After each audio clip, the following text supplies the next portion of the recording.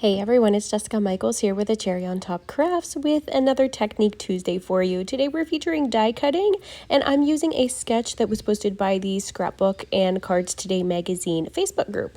So I've got the Spooky Things collection here by Simple Stories that I'm using today.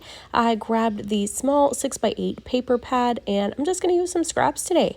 So that's a great thing that you can do with die cutting is you can always go to your scraps and you can make so many things with just scraps and not have to pull out a full sheet of 12 by 12 paper.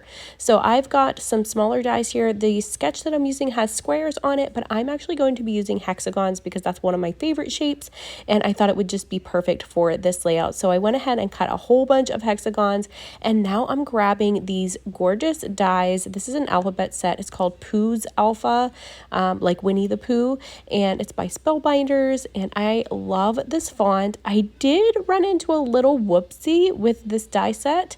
I don't know if my dies are mixed up or in the wrong place, but I kind of looked at the front of the package. It seems to be everything in its place, but I found that the letter P is actually backwards when I cut it. So my workaround for this was to flip the paper over and cut it from the back side of the paper. So when I flip it over, it will be the right side of the pattern that I want it to be. So a little bit of a whoopsie moment, but I did end up with a workaround. So it ended up being just fine for me.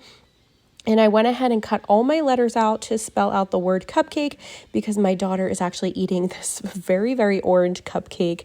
And all I could think of for a title was Hey Cupcake. I just couldn't think of anything that was more well suited for this layout than Hey Cupcake. So that's what I'm going to use today. I'm just cutting out the cupcake letters with this pattern paper. And then I'm going to go ahead and cut it again out of some black to do an outline. And then I will cut it a third time out of some 3D foam adhesive as well, because I wanted these letters to kind of pop a little bit and be a little bit thick. So I wanted lots of layers to them. So here's my black. I did have to cut a couple of these letters a couple times because my black is a sheet of Basil cardstock, which is a little bit thicker than normal cardstock.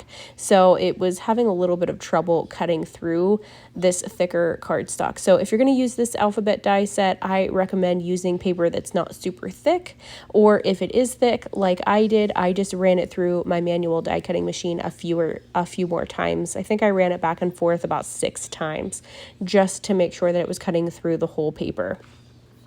So I've got all my letters cut out of my pattern paper at this point. This is the black. I'm just running through a couple extra times just to make sure I have all that in there. And then for some reason, my camera was not on when I thought it was, and I cut my foam adhesive right here. You can see them laying there. That's just thin foam adhesive that I have in my stash, and I just use it to cut letters like this to add more thickness to my letters. So what I'm going to do here, it's adhesive on both sides, so I'm just going to peel off the top side and adhere my black layer to it, to my foam adhesive, and then I'm going to use my Nuvo glue and adhere my patterned paper to the very top using just a slight offset, so it kind of looks like my letters are going to have a shadow on them with the black.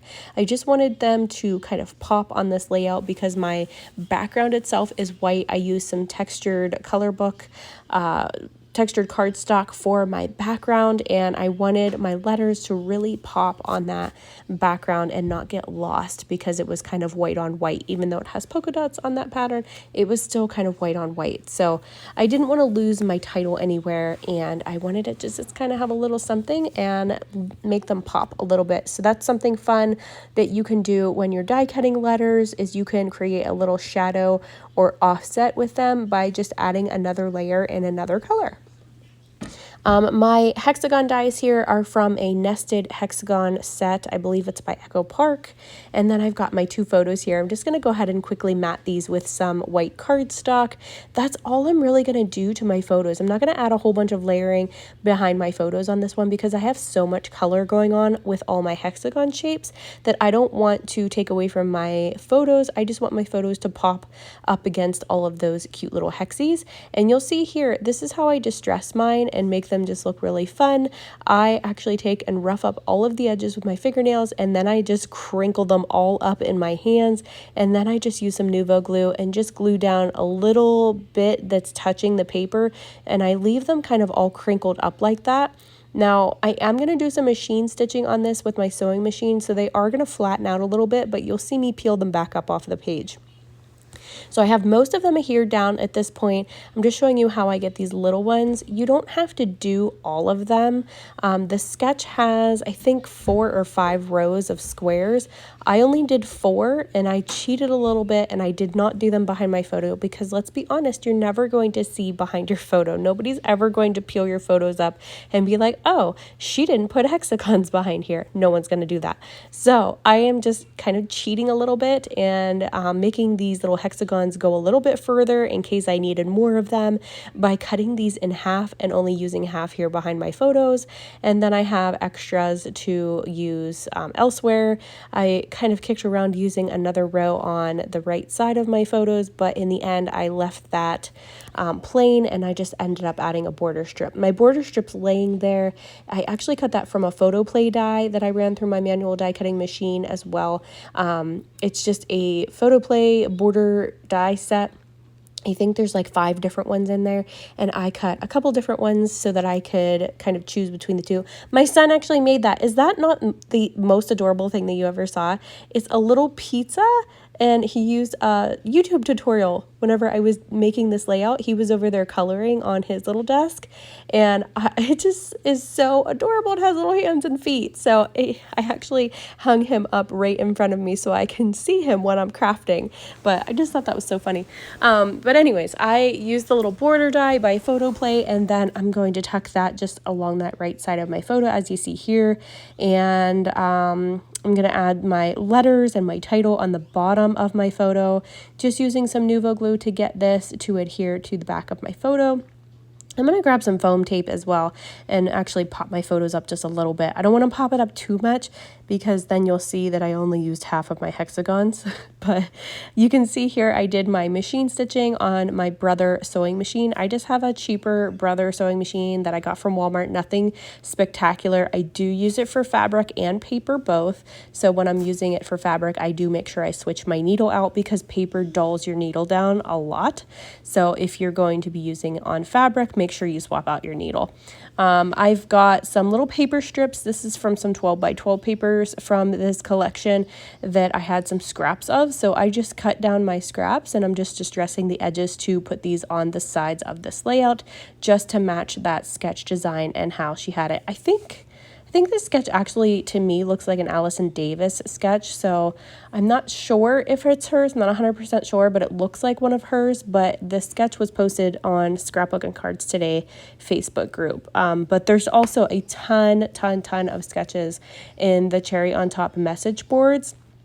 And I've had some questions lately on how to get there, sometimes a little bit intimidating to find it. And all you have to do is go to a Cherry on Top website. And then once you're there, you click on inspiration at the top, and then there's a drop down and you'll click on message boards. Once you get to the message boards, I believe you have to be logged in with an account. That's a free account. You don't have to pay for it or anything. Then once you get to the message boards, you can scroll down just a little bit and click on contests and challenges. And then once you're there, I like to go to the master list for whatever month we're in. So say we're in October right now, I click on October master list, and then that will bring up all the current challenges for that current month. So you can just quickly go through and click on any of the challenges you're interested in seeing, like the Grab 5 challenge, or I know there's always like a graphic design one and a Taylor Swift one. There's all kinds of challenges. Some of them change every month. Some of them are the same every month, but they're the same challenge, but they do vary month to month on what the requirements are usually. But there's so much there. There's also sketches there that you can find so much inspiration over there on the message boards. So head on over there. There's so much to do and participate in, and a lot of them give away little gift cards or gift certificates for the Cherry on Top shop as well. So let's see, I've got my little tag here that I cut apart from the page in the 6x8 paper pad that I just stamped my date on. I'm going to use that. I found these other little fern dies that I'm using on this layout because let's face it, we're focusing on die cutting, so let's just go all out on this one. I've grabbed these little Arden Creative dies that are just like ferns, and I ran them through my manual die cutting machine in black. And I'm just tucking those in around these flowers. I kind of feel like I should have maybe put another one up top going the other way, but I didn't want to clutter it up there, and I didn't want to cover up that very top hexagon above my photo. So I was in a little bit of a predicament in what I wanted to do up there, but I knew I wanted a couple down here. So I'm going to put these down here and around my little embellishments at the bottom to kind of match that sketch design. I need about 100 of these little flowers because I love these little floral clusters that are in this collection so much. I need like a pack of 100 of them. I think this layout, I've actually used up the rest of my flowers that I had from this collection, and I'm super sad about it because they're just the best and I love them so much, and I just need a whole bunch of them. But you know what? I should have actually done die cutting on florals now that I think of it, because I have all these flower dies that I got from the shop, and I could have just made my own. And why didn't I do that? Maybe that'll be my next video. But I've got all this stuff down here. I'm going to go ahead and finish adding a few more bits and pieces here. I'm going to grab some puffy stars and some little star die cuts that are in the ephemera pack from this collection.